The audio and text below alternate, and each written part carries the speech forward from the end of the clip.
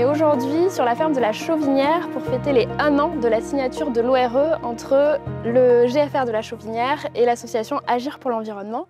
Je suis avec Vincent. Bonjour Vincent. Bonjour. Est-ce que tu peux me parler un petit peu du GFR, son histoire, d'où vient ce projet? Eh bien, en fait, le GFR existe depuis très longtemps. Ce sont nos parents qui ont créé ce GFR en 1981. Il s'avère qu'ils étaient exploitants donc, de la ferme de la Chauvinière depuis déjà une quinzaine d'années. Et ils ont décidé de créer un groupement foncier agricole pour porter les terres de la ferme. Donc il y a 37 hectares sur cette ferme. Et ce GFR, aujourd'hui, il accueille d'autres membres, d'autres associés. Et donc aujourd'hui, nous sommes 23 associés. Est-ce que le groupement, il a un peu des valeurs, une espèce de règlement intérieur, quelque chose qui dicte un peu le fonctionnement? En 2022, en fait, on est entré dans ce groupement foncier. On a souhaité redonner en fait un petit peu l'esprit initial d'ailleurs qu'avaient nos parents quand ils exploitaient. C'était de revaloriser un peu, remettre un peu de biodiversité. Alors l'ORE, c'était vraiment la volonté d'avoir une contrainte forte en fait pour conserver un espace, un environnement sain pour nos parents. Au départ, nos parents ils sont implantés ici, ils ont travaillé ici, et en fait on va chez eux, en fait toute la famille va chez eux, donc par extension c'est pour toute la famille. C'est ça qui est assez beau dans les ORE, c'est cette notion de transmission, puisque l'ORE elle perdure avec la propriété, elle n'est pas attachée au propriétaire mais à la propriété, donc pendant 99 ans.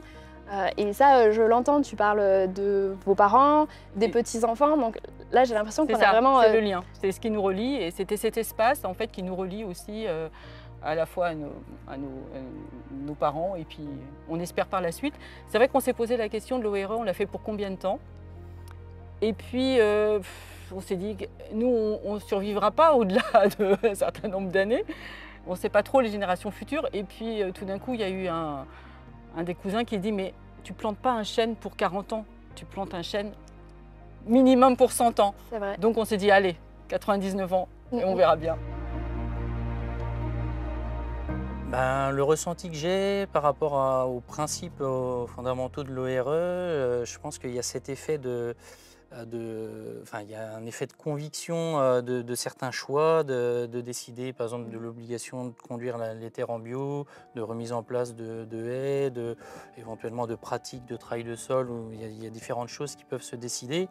Et effectivement là, dans leur choix de mettre en place au moins cet effet de conduire l'exploitation en agriculture biologique, ça peut être un effet aussi ciblant ou peut-être limitant par rapport aux alentours sur les projets qu'il peut y avoir ou de reprise ou d'agrandissement ou autre.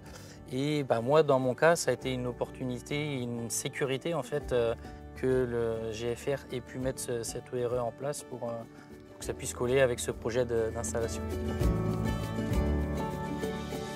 L'ORE, c'est idéal pour maintenir cette pratique des haies, de l'approche bio. Je parle aussi pour un des associés cousins qui n'est pas là aujourd'hui.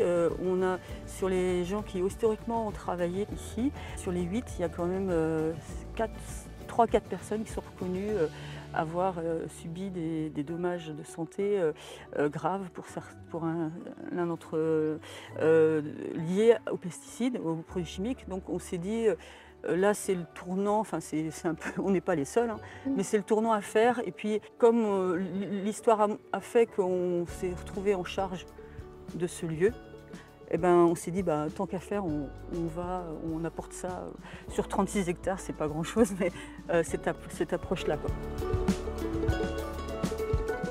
On est plusieurs adhérents à APE dans le GFR et on suivait la newsletter. Et quand avec les 23 associés, on s'était dit que comme on avait l'intention de protéger le site, moi j'ai donné l'idée qu'en fait je connaissais APE. On a un autre cousin aussi qui est adhérent. Et du coup, j'ai pris contact avec toi et tu nous as présenté une trame pour pouvoir proposer notre projet. Donc on a écrit notre projet, qu'on a discuté en assemblée générale. Et du coup, on a opté pour la signer. Et on est allé chez le notaire, donc il y a juste 1 an aujourd'hui, le 24 mai 2024, protégé autant pour nous et surtout pour les suivants. Un outil innovant. La créativité. Aventure humaine. Une belle aventure familiale. La biodiversité. Une chance. Retour à la nature. Un petit coin de paradis. La qualité. biodiversité, la transmission,